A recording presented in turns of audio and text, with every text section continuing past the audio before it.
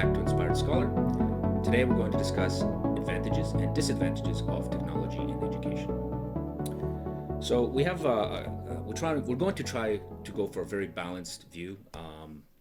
I think in general you're going to see me a little bit more on the negative side and Chuck here a little bit more on the positive side. But we're going to try to kind of present both sides just to kind of get everybody up to speed. I'll start with let's start with the negatives. There's a series of distractions, let's say, that technology will provide for students. I think that's one of the most visible negative outcomes. I think teachers throughout almost every country in the world, right, are noticing social media and cell phones use and all these kind of things that are distracting students. Their attention spans are reduced, right, greatly reduced. Students are having difficulties of memorizing things, right? Some of the stats that we have here is, 2/3 of U.S. students, for example, but I'm sure that translates internationally, have been distracted using digital devices. 54% report being distracted by other students using digital devices. 65% of students worldwide say they're distracted by using digital devices. 59% report being distracted by other students who are using these devices, right? So these are statistics. There's a lot of statistics I think about this, and they generally point in the direction that an increased use of technology, particularly in the classroom, has reduced the capacity of learning, right? The second point that we have here, it's more about cybersecurity risk, right? And I think that translates to pretty much society as well. We have a society that's moving more and more towards digitization, right? And it's seen as a benefit, right? Because okay, yeah, you can have all of information in one place and all this kind of stuff. However, as we've seen, there's been so many break-ins, or so many, in Canada, the CRA has released a lot of data over the last couple of years, right? Or had the data stolen, kind of thing. So the more technology use, I think the higher security risk, right, that you have, right? One that a lot of people don't mention, I think, is cost. It's always been expensive to have to go to school, right? Students needed books, students needed pens and pencils and all this kind of stuff, right? But now you're adding an iPad or a laptop, right? And then maintenance of that laptop and programs and all these things. So these costs are rising. Let's put it that way, right? So I think the more technology you add, the more even classrooms themselves to be able to teach students online, right? You need a system, you need internet connection, all these kind of things. So the costs, as technology rises, the costs are rising as well. And although yes, you can make the argument that as it becomes more prevalent, costs lower down. It's usually the initial costs that go up, and then more use brings it down. But it's still an added cost that when we were young, we didn't necessarily have to deal with, right? Yeah. Number 4 is decreased physical activity and socialization, right? So I think as you have more students, this is not necessarily just in the classroom. This is just in general. As you have more students using more technology, using more social media to communicate with their friends, there is less of an impulse to go meet people, to go talk to people, or even talk on the phone to their friends, right? They're essentially losing a lot of that interaction between people, right? In one of my first jobs, one of the older, more experienced people who worked in the company, he would always say to us, "Don't call, get off your butt, leave the office, and go see the person, right? Don't pick up the phone and call another unit or another section. Just go see them." Because actually walking into their office or their cubicle or wherever it is and sitting down and talking to this person, you're probably more likely to get a better understanding of where they're coming from and all this kind of stuff, right? So, and that's still 2 steps before the using of technology. Like you can still call, right? So that's before using Twitter or something like that, right? Whereas the use of technology has made everybody, it's made people more brave, but it's also made people less sociable, less able to accept negativity and all these kind of things, right? In some ways, we see this all the time where people will say on the internet, "Oh, say that to my face." Well, it's because most people would not have the same kind of courage to write or say some of these things right in front of another person, right? It's a lot easier, and that's because they're socially inept, for lack of a better description. Next one is creation of bureaucracy in technology. I think bureaucracy is created even without technology, but when you add technology to it, it also adds another level, right? This may not be as big of a let's say detriment, but it is something that I think sometimes is forgotten and does get in the way of teachers or students' communication.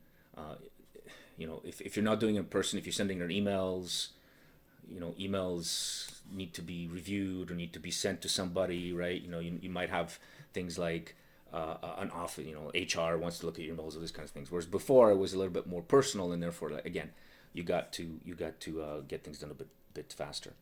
And the last one that I think is probably the most serious, or rather the most dangerous, is what I would say loss of thinking capability. This is related to the distraction aspect, right? But we have students nowadays who are no longer pushed to think, right? They're no longer pushed to kind of figure things out. They just Google it, right? I remember when I was a kid, and we were, let's say I was telling you about some comic book I read or something, right? And I couldn't remember the character, and I would have to sit there and try to remember the name or else something, right? And I would do that. It was just like, oh my god, it'd be like this internal pain in my head. It's like but that act of pushing my brain, pushing my mind to that memory actually created or gave me the ability to remember things more easily, right? So like, yes, there was a certain amount of stress, but I remembered that name, and I'd be like, oh, that character name was, and you'd be like, oh yeah, okay, fine, right? Today, it's like, oh, that actor in the movie? No, no, no. Okay, Google it, right? And you Google it and you give it to me. So that very action of no longer having to have that stress in yourself, trying to push your mind to, and again, it's an irrelevant thing. Like, nobody cared what the character's name was, but the point was that we had to do these things for insignificant things and significant things, right? You had to memorize these things, know these things, and that creates it pushes your brain rather to try to remember things. So you're trying to focus on knowledge, right? Whereas today, it's like, okay, yeah, you Google it, right? And that aspect of itself, I think, takes away from the learning. There's various programs out there that AI nowadays writing your essays for you and whatnot. It's like, well, okay, I mean, obviously there's the cheating aspect of it and all this kind of stuff, and whether AI is correctly writing the information, that's another issue. But really, the most dangerous thing here is, how do you know that your doctor is a doctor and not somebody who slid through the system getting all of their grades through AI? And I mean, I don't think we're at that level yet. I don't think it would happen just yet. But we are heading in that direction. We are heading in a direction where people are using tools to supplement what they would try to push themselves in before, and makes things easier. But I think in the long run, it's that whole idea of, if you don't use it, you lose it, right? So that's yes, things are easier, but now, let's say 3-4 generations, will their students be able to understand some of the simple mathematical concepts that we have to memorize, or will they always have to use a calculator, that kind of thing, right? So that's essentially. I mean, there's others, but those are essentially the 6 issues that I see on the negative side of pushing technology into the classroom, right? So, Chuck, if you want to cover some of the positives. So I'm a career IT professional. I've always worked in the IT industry, and I've grown up with computers since I was a kid, right? So basically, I started with computers back when computers didn't even have Windows. We had DOS, right? MS DOS, and loading disks into a computer to run programs. And the way I see it, IT actually has a lot of upside in terms of how it can revolutionize and change education. And so definitely, things like when you think back of how we used to have where we used to go into class, and in high school you would have like a textbook per subject, right? And each of these textbooks were like massively huge. And how many pages did we actually use out of the textbook? Less than half of it, right? So digitizing textbooks, absolutely a benefit, and it reduces the amount of weight that you'd have to carry, right? Being able to access that information, just if everything was done through email, if everything was done through an online portal, then everything is easily accessible through one device. You just have to have your cell phone or your laptop, your backpack. That's all you carry around, right? And so that would greatly reduce a lot of the weight issues, a lot of the things that you have to carry management wise. You just got to log in and access your information. Now, having said that, there's an increased cost to it, not just for the individuals and the families and for the students, but also on part of the actual Board of Education that's managing it. Because one of the worst things, one of the things that I see a breakdown in today's society, not just in education, but in government and also in education, anything related to the government, really. Sorry to say, but there's just a really, really slow uptake in technology. Like literally, if you're a company in the tech industry, okay, you have to be on the cutting edge of that industry, right? Well, but the thing is, what ends up happening is government is slow to integrate any of that stuff, and then the education system is slow to properly integrate education, integrate. Right? Just what occurred to me was saying is like you have to be in a cutting edge, but I would say that you probably would find a lot of companies who, in the tech sector, that in their office they're still using old laptops and old computers. The employees still have like 20-year-old software, so to speak, but they're on the cutting edge of the kind of thing, and because companies are always trying to save money, right? So they're just giving you what you need, as much as you need, and nothing beyond. But anyway, but the point is, like the education system is like case in point when COVID hit, right? All of a sudden, when all the students needed to flip over to remote learning, like literally the education system was caught with their pants down, right? They literally were not prepared to do that, and all the teachers who were teaching the classes were not prepared to do that, right? And so what you have is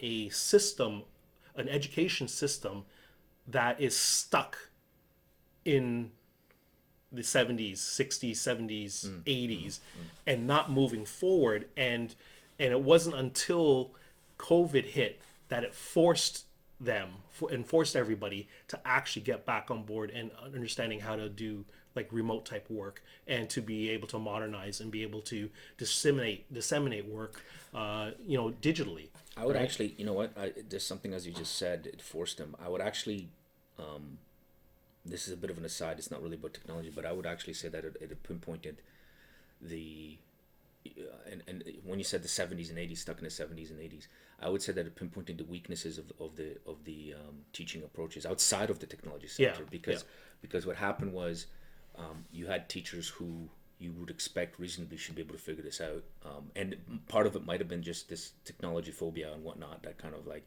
I'm sure there was tons of teachers who were like, I have no idea how to do this, right? But the other side of it is that I think and that's again hopefully another episode of the teaching approaches and how they taught and all these kind of things, right? Where they just kind of discovered that, like, oh, how do I do this online, as if it was some kind of a different concept than really doing it in person, right? I mean, the actual teaching of itself should have been the same, but the difference obviously is the student participation, all these kind of things, right? So I definitely believe that, yes, when it comes to education, we need to modernize the school system. We need to invest in more technology, and find more stabilized ways to disseminate this information for students learning in the new age, right? But having said that, we cannot throw away all the stuff that we had from before. And so I think we were talking about going back to pen and paper, and basically having people write. That is still, no matter what, that is still an important skill to have. And obviously, if your students are on digital devices, like say, for pretty much 70% of their time in class, whether if they're on a laptop doing their assignments or whatever, doing tests, whatever, they should actually and would benefit from a bit of time just sitting down and actually literally no digital devices, just sit down, write out some notes, do some assignments on paper, right? Just to exercise their brain a bit, to keep up with those skills. And yeah, still phys ed is still just as important. You shouldn't cut that out, Yep. right? And then just find different ways to engage the students physically, artistically, right? And definitely for the students, basically we have to have options, right? We need options for depending on the careers that these students want, right? So some careers may require more on hand, hands-on type engagement versus others. Others may require more digital, right? But we need to be able to balance it out and have a balanced approach. See, I would actually, okay, let's quantify this. 25% agree with you and 75% disagree. Because what I would, the way I would phrase this would be that I think we are incorporating technology quite a bit. I think we are heading in the direction of the thing, but I think the jury is still out whether it's beneficial. And what I mean by that is, simple example, like one of the reasons why we teach cursive inspired scholars, because cursive prepares your brain to learn. And actually, if you take a piece of paper and you write down the things in cursive, you will remember them much, like you have a better chance of remembering it than if you type, than if you print and type, right? So there are tests done that they've shown that if you're typing information, you're probably remembering almost nothing, because pressing the keyboard, pressing the buttons actually doesn't activate as much of your brain as writing, right? And then of course, printing is under cursive. Like, so cursive writing has the biggest portion of your brain activated, and therefore translates to biggest memorization, or your ability of your brain to memorize, right? So we've abandoned these techniques in favor of the technology, in favor of, here's a laptop in the class kid, and type it out. So I think maybe, and I've sometimes try to figure these things out, but maybe technology in education is really useful in the let's say in the not the academic field, but in the logistical field, or in the in the office, so to speak, right? And it kind of helping out, passing information, or digitizing students' data, or whatever kind of thing, right? But in terms of the learning process, unless, of course, again, like if you're an engineer and you're studying the CAD, you need to study the CAD system, stuff like that, or a programmer, like that's obvious, like you need technology for that. I mean, that's the field. But if you are just learning in like grade 1 to grade 8, right, and you're learning your fundamentals of language, fundamentals of math, fundamentals of science, I don't really see anything in technology that is more useful than you listening to the teacher and writing the notes down and doing a test, and maybe doing a few projects and actually applying the knowledge in some way, shape, or form. I don't actually think that a teacher creating a presentation, a PowerPoint presentation, and sending it to a student is more efficient than the teacher talking and a student taking notes, right? I actually would say it's less efficient. I would actually say, because let's remove all of the distractions out of the way. The fact that students nowadays have the attention span of birds, right? Let's say the students have the same attention span as they did before. But a teacher who, you take one teacher who prepares a PowerPoint, stores it in a Google Drive, sends it to the student. And then you have another teacher who does the presentation, gives nothing to the student, tells the student, get your pen and paper out, copy the most important things, right? Well, how do I know what's more important? Learn. Like you got to decide, right? And it's kind of a process thing. Maybe the teacher helps you out in the beginning, tells you what some of the important data is, so you kind of know what taking notes for things. But that also is a skill in of itself that we no longer have, right? We no longer. This is one of the reasons why we have people reading news articles and they don't pick up the main points, or they don't pick up the lies, or they don't pick up all the stupidity. Why? Because they were never taught in school to write down what's most important. They don't have that critical thinking ability, and that in of itself, like when we were kids, I remember teachers telling me, oh, what do I copy? I would start to copy everything the teacher said. It's almost impossible. So the teacher would be like, okay, so what's the topic we're talking about? All right, we'll talk about landforms. Okay, landforms. All right, so you create your own shorthands for landforms. Now, what do you think are the most important details that I've mentioned to you? Like, oh, okay, the tallest mountains. Okay, so write it down, right? So that kind of approach teaches me to start focusing on things that are important. And maybe sometimes I got it wrong, but eventually you keep practicing and eventually getting these things right, right? And it also teaches you that when you read a newspaper article now, then you're looking at that like, okay, this is crap, this is crap, this is here's the important detail buried within it, right? So I think I don't actually, in terms of teaching in a classroom, I don't really see the advantage of technology. I think maybe in general you can kind of see an advantage where the teacher can process more information or send more information or that kind of thing. Sure, certainly, but in terms of the actual learning process, I don't know. I'm hard pressed to see it, and it's to me, I think overall it just becomes more of a detriment. Yeah, but at the same time, though, you do have to, concede to the fact that there are not every student is made to actually sit in that kind of a classroom situation, right? There are some students who just can't, for whatever reason. We were talking about this before, neurodivergent. So if you're neurodivergent and you just don't have the ability to be able to sit in the classroom to receive the information like everybody else does, maybe there are students that do better, basically doing their own research rather than sitting in front of a teacher, right? So, definitely, I think there was, when we were in lockdown and we were in COVID times and everybody was going online, there were some students who definitely backslid, right? And basically, I think a vast majority of students, I mean, in terms of behavior issues and whatnot that it caused. But at the same time, though, there were some students who really greatly excelled in that environment, right? And they Yeah, literally were hitting like 90% and above, and they really really excelled because they didn't have to conform to the regular classroom, and they were basically learning on their own accord, right? They still met the deadlines, they still met the testing requirements, but they basically found a way to learn to learn the information themselves, right? right. And not necessarily to conform to the classroom. But okay, so there's two things with that, and I agree with that. Except that the two difficulties of that is that one, when you talk about neurodivergent, you have to look at the percentage of population, right? So you can't have a system of anything that's going to meet everybody's needs. That's impossible, Right. right? So if you take an educational system, you can't have an educational system that's going to meet everybody's needs.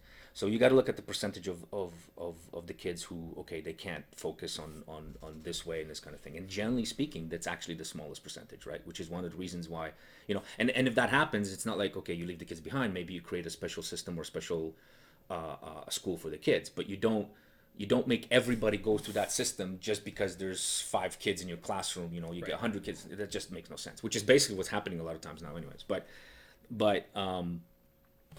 so that's the issue, is that, like, yeah, I agree with that, but I think percentage wise you have to, just because of, if you're running anything in your life and you have a certain number of people, you're going to find that you're going to have to find commonalities, right? That's acceptable to as many people as possible, right? You cannot meet everybody's needs, so it is what it is, right?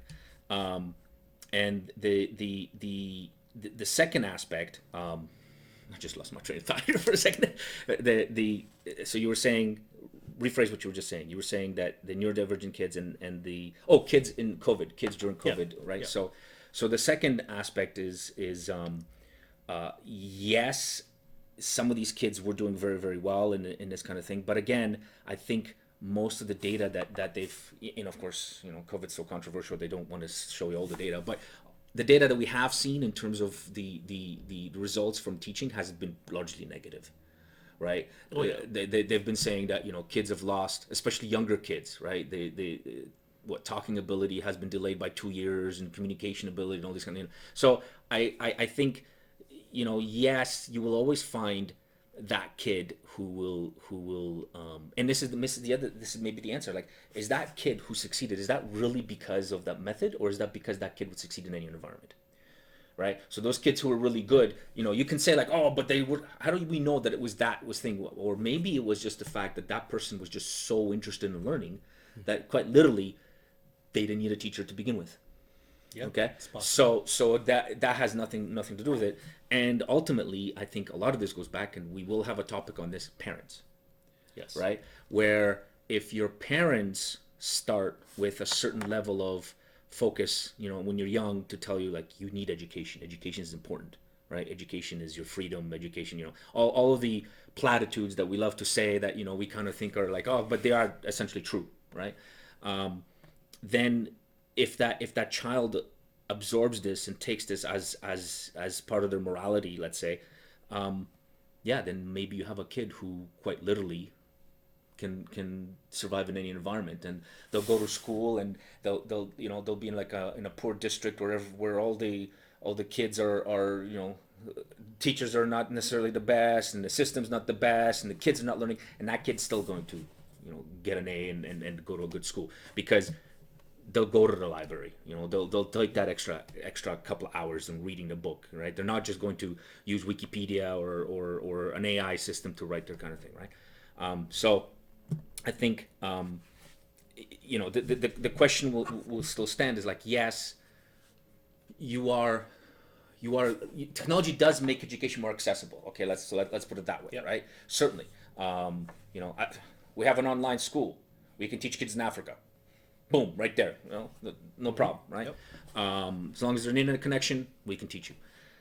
But that said, it's everybody will readily admit, like even myself, an online school, right, will always have a more difficult challenge of teaching than an in-person school, right? Because having a teacher in front of you, there's that certain discipline level. Like, I mean, I can, when I did stuff in person versus when I do stuff online, I very rarely had students not do my homework when I was in person, because I walk in the classroom, I'm a big fat guy, I got a beard, and I say, do my homework or else, right? Whereas online, it's like, well, what are you going to do to me? You're going to reach out across the screen, and so the students can ignore me more easily, right? And that's when then parents have to come in and be like, okay, now you have to be a bit more on hand in terms of discipline, right? So I think, yes, it does make education more accessible, but has it really improved human capability or human educational systems? I don't know. I'm starting to head in the negative, where I'm starting to see that it's more, overall, technology has been detrimental to human learning, right? Because it hasn't, like, I think it's increased our knowledge, in a sense that we have more information, but it has decreased our capability of deciphering that knowledge or going through that knowledge. It's increased our ability to perform, because now we can, like, if I was writing an essay and I had to try to remember something and research it, it would take me half a day to do it, whereas now I can just Google it and then I can write it. So I can produce that essay much faster. But again, if I get used to that, I continuously do that, and eventually those facts, because it's in one way or the other, are no longer going to be in my head. Whereas if I Yeah. have to take the time to get off my ass, get on a bus, go to the library, like I did when I was in university, you bet your ass I remember those facts Yeah. more, because I put more effort into it, right? So now you take these issues and you translate them into like different fields, and I'm willing to bet that the doctors in 20 years are going to be dumber than the doctors today.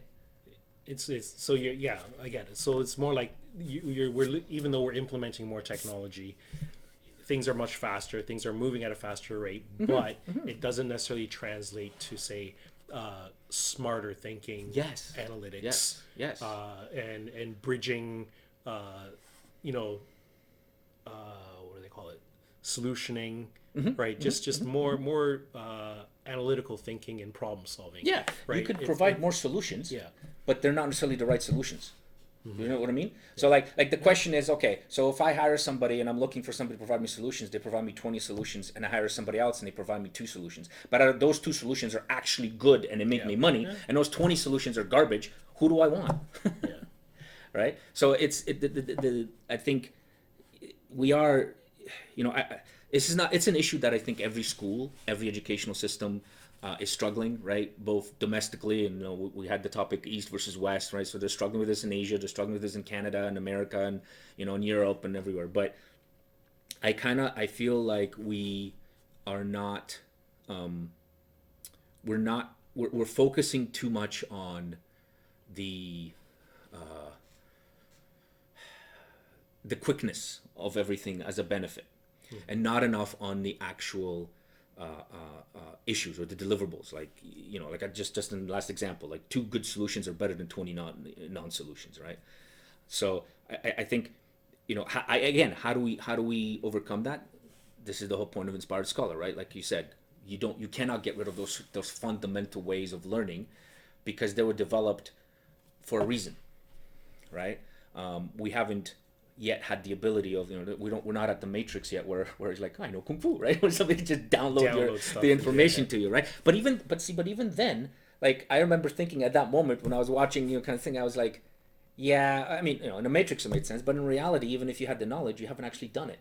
And there's also a difference between knowing and doing, right? Because I know how to build a car, but I've never done it, and probably if I tried, I would probably fail.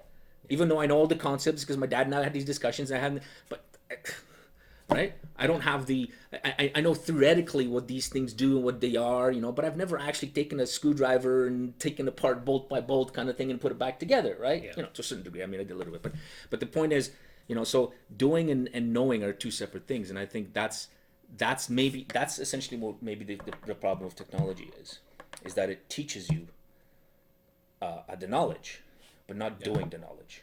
Yeah. Whereas when if again, just the act of copying the information is kind of like doing the knowledge to some degree, because you're moving your hand and all this kind of stuff, and you're absorbing it, right? You're using your, a variety of your senses to do it. So I think again, what's the solution? The way I see it is at least from grade 1 to 8, take all the technology out. I don't see how kids with a laptop are better off than kids without. I mean, it certainly makes it easy for the teachers. Okay. Yeah. And that's another discussion, but I think for the student themselves, I don't know, I just the students I've seen, you give a student a laptop and an internet connection, and there's a 80, 90, maybe even 99% chance that they're looking at a video as you're teaching them, and they're not paying attention to anything you're saying, right? And then you send them a presentation of what you said, and they look at it once, and then they go off onto YouTube or TikTok or whatever, and they spend the rest of the time in there. So did they really absorb that knowledge? Probably not, right? Yeah. Well, definitely we can talk more about this in terms of implementing the technology and what kind of technology goes into the classroom in future discussions. I think, sorry, I mean, I like that point, because I think maybe what the solution really is not so much a fear of technology or pull it all out, is just an assessment of what works. Because I feel like with everything, what happens is it's kind of like that, because it's new, we want it. That feeling is like, oh, it's the new greatest things, we want to do it, and nobody asks, hold on, wait, does it work? Yeah. Right? It's like, oh, but look, I can have 18 screens. Did the student remember more?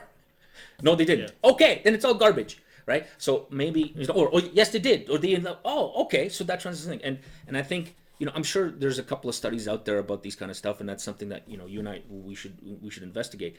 But by and large, I don't actually see a lot of that kind of process thinking of what is the benefit to the student. All I see more, especially lots of school boards, is, oh, you know what? The kids in Korea are all going with laptops. That's a great thing. So now suddenly, like, okay, we need to all do that. And particularly in the educational system, like different educational models, like, well, oh, they're doing that in Europe. We should all do it here. And then now, there's various studies that are saying like, yeah, that actually didn't work. Yeah. Well, I mean, and then that's where the study comes in, right? So there should be an assessment. Okay, let's see how the technology can be implemented. Will it translate positively back down to the students, right?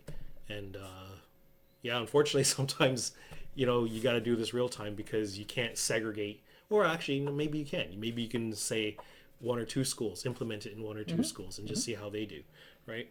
But yeah, You can have both in the same school. You can have if you don't want to, obviously nobody wants to kiss the beginning pig, right? So you can have it's sure the study will take longer then, but and again, in terms of the method, it might influence it. But my point is, you can have the class 1 year without, and then you can do a year just with, and just see how that translates their grades, right? Add a year. We used to have grade 13. Yep. Now they go grade 12. So I don't know, maybe go back and say, hey, you know what? We're going to do this whole study, and we're going to do 1 extra year for all the students, so they get benefit anyways because they're 1 extra year studying. And that 1 year we're going to be doing with technology, and we're going to be, at the end of that year, we're going to be making assessment. And then the students don't really lose because they get an extra year, but they still, it's a bit of extra education. Let's see what happens. And if you suddenly start seeing that the students in that year are performing like, oh my God, like, okay, again, this still needs to be checked because maybe the other year's influencing. But my point is, there are ways of doing this if they truly wanted to, right? Rather, I think what happens, like with many things, is the new shiny thing, right? And the new shiny thing gets applied, and then because it's applied and it's beneficial to, in this case, the teachers or the principals or the hierarchy, it becomes the thing. And you cannot question it. You cannot say like right? I mean, I think by and large, like things like phones and stuff like that, I do think 90% of the teachers out there agree that those things just should not be allowed in classrooms and whatnot, right? And I think to me, that issue is a largely parents' fault. Like, I honestly feel if a teacher says no phones in the classroom and any kid has a phone in the classroom, the teacher should be allowed to take that phone and throw it out the window. And any parent that complains, you have no right to honestly. You're going to complain about what? The teacher wanting your kid to learn, right? I mean, you do realize that these things are such a serious distraction that the amount of knowledge and information that your child is receiving when they're on their phone is almost nil. Yeah. Right? So like, you're sending them to school, why? Right? So I find it really strange when I read articles or things from parents complaining about the teacher took my son's phone away or something like that, and I think to myself, like, shouldn't you be happy about that? That kind of means that your teacher wants to learn, right? I mean, so, but anyways, that's another discussion or another episode that we can talk about the difficulties with teachers. So I just had a really interesting thought, and maybe we can end on this note. Is I've heard of conferences, police conferences actually, where they will have different groups of police forces from different counties, different states, different provinces, different cities, all coming together to share best practices. Right? How about they do that with the education system from the tech perspective? See what different cities and school boards are doing, how they're handling technology in the classrooms in, say, California versus Florida versus Vancouver, British Columbia, right, Nova Scotia. Like, is there some type of a I'd be interested to know. That's like, something we should look into. I don't know if I don't think so, but that'd be a good idea. Best practices in terms of technology. I mean, to be honest, best practice in terms of everything would be good, right? Like, what's the best? I think like any industry, I'm sure there's conferences, right? Yeah. But in those conferences, I don't particularly see that they're going to be talking about. Maybe they do talk about technology, right? But do they talk about what's the best practices of teaching? What's the best practices of thing? And they have that. They have that, but do they have it for technology in the classroom? in Right. education, how it's Right. implemented in the classroom. Right. Is that a and topic of the focus? is Yeah, that a yeah, is yeah. that a focus topic, Yeah. right? Because I think if all the educators, globally got together and or even just within No, the domestically. within Start domestically, domestically start and then globally. domestically, Yeah, yeah, right? yeah. And everybody came together, all the teachers came together to look into best IT practices between this county, that county, this town, that city. Then yeah, that there's room to really grow and study you know the benefits of how technology can be implemented into the classroom, No, that's a and PhD how it thesis. benefits. Right, for somebody, it's a Probably. PhD thesis for somebody. I mean, Probably. like measure the it's not just IT, like the not just IT, but just even the use of technology in the classroom, right? Let's Yep. I think if you do have this like having both sides, you have proponents, and then you have a couple of people who are extremely critical, right? I'd be happy to be a curmudgeon in that sense, right? But yeah, I think that's actually a very very interesting point. Is if there were conferences that are focused on the usefulness, and kind of critically looked at it, and then try to provide the necessary information and necessary backup studies and all these Yeah. kind of things that a school board can then take and be like, okay, hey, look, maybe I'm wrong. Maybe the overarching feedback would be it's positive, right? Well, if it's positive, why are students having such a negative thing? So okay, maybe that's a separate thing. So what is that issue? How do we focus on that issue? How do we create an environment where the attention span is increased in general, right? And I think yeah, you move towards you're teaching students about the importance of science, the importance of testing and things, and getting to know things. Well, apply it, right? Yeah. Apply it to the educational system, and see what works and see what doesn't work. Because I think largely we just essentially what works just seen as by grades, right? Okay, so Yeah. all these students got 80s, and all these students got 7, and that is an indication, but like you can see in China, there's a whole sphere of people who get awesome grades, and they still don't know what they've learned because they study for the test. So again, these things does that really translate? Grades don't necessarily translate to knowledge, right? So I mean, yeah, I think that would be a good thing to do, or a good thing to find. Okay, so thank you for tuning in, and we'll see you and catch up with you in our next episode. But remember, if there's anything you want to comment, or anything, whether if you agree with us or disagree with us, comment below. All right, thank you very much. See you guys later.